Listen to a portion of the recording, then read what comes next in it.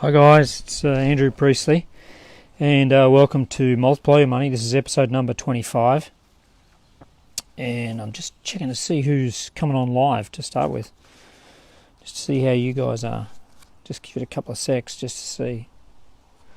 Hey, I posted up, if you're following what I'm doing in Multiply Your Money, the group, okay, and there's a link if you want to join it, and it's both in LinkedIn and Facebook.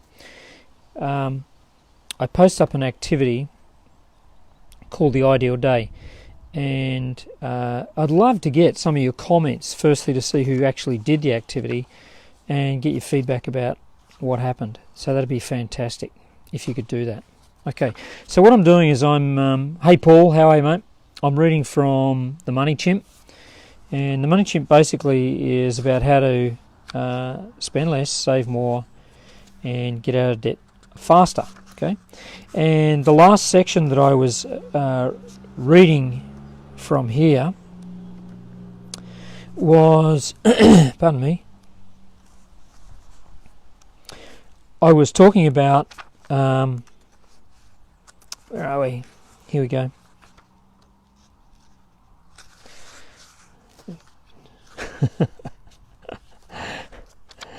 It's funny how I was talking about how to make more money. Okay, that's what we were talking about.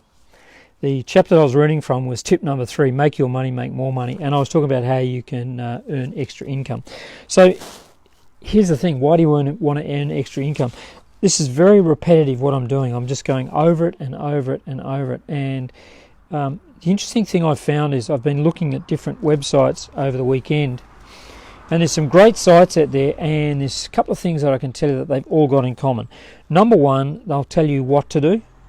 And number two, most of them will tell you how to do it. And it's really great information. If you have a look at the information, it's fantastic, right? So if all you needed was what to do, hey, there's Jim. Jim, how are you, man? We should chat. If all you needed was extra information, and the know-how, then I wouldn't need to have written this book, right? Because what would have happened is you would have gone to some of these very slick websites, and you would have just there's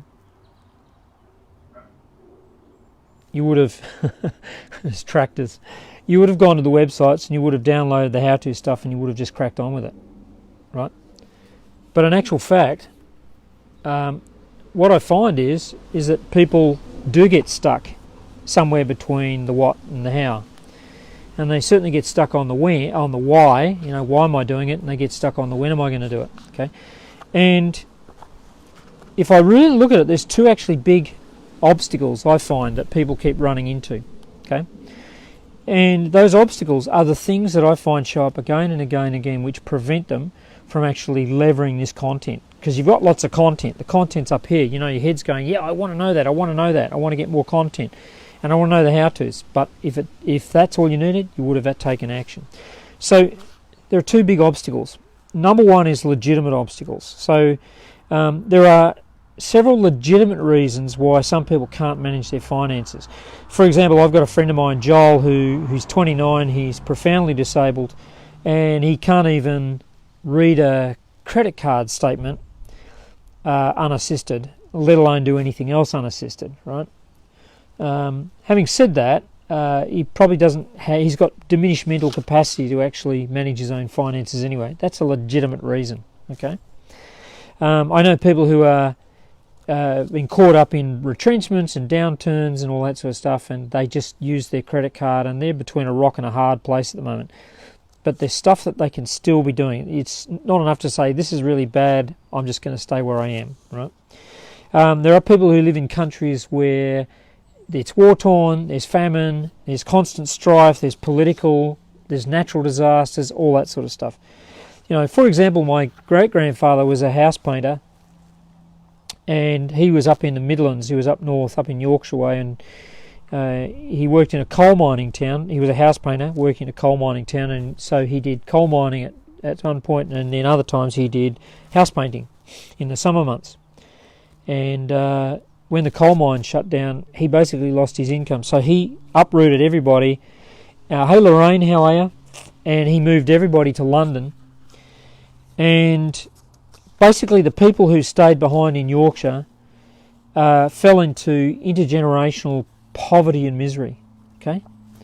Pretty hard.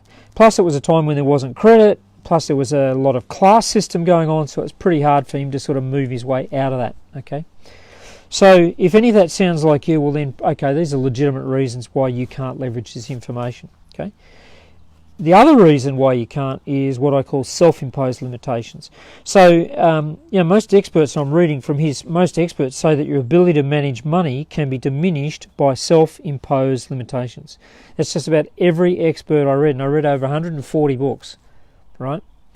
I did over 300 websites. I did 43 courses, and they all said, look, we can't help you if you're the person putting the handbrake on this.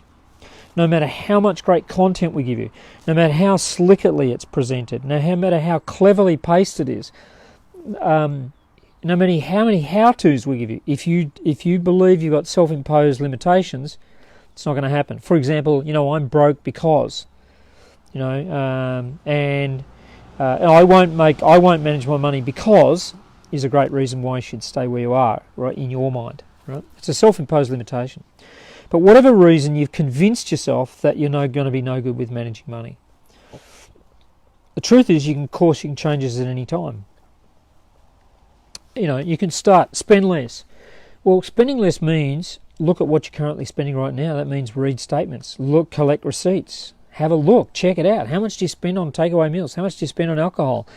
How much do you spend on rent? How much do you spend on utilities? Check it out. Martin Lewis, when he talks about saving money, he says most people have no idea what tariff they're on with their energy supplies. Well, go ask them.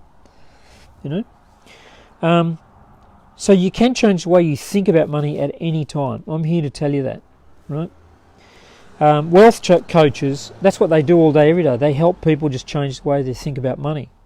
And when you change the way you think about something, often what will then follow is you change your circumstances. Okay? You change your core beliefs and you change your behaviours.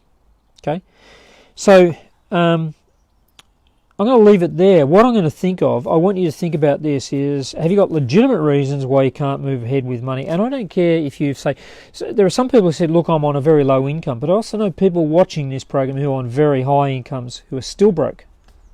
Right? I know people who've got, very good salaries. They've got a very good business and they've still got no cash. When I did the activity, if you're in Multiply Money, scroll down to some of the videos there, and there's one which we talk about cash buffer and financial cushion. I know people who have no cash reserves whatsoever. Well, that's a great target for you to have. I know people who've got no savings, and I'm recommending you save at least 10% of your income. If you were talking to someone like Jason Greystone, he'd say, well, get used to saving 10%.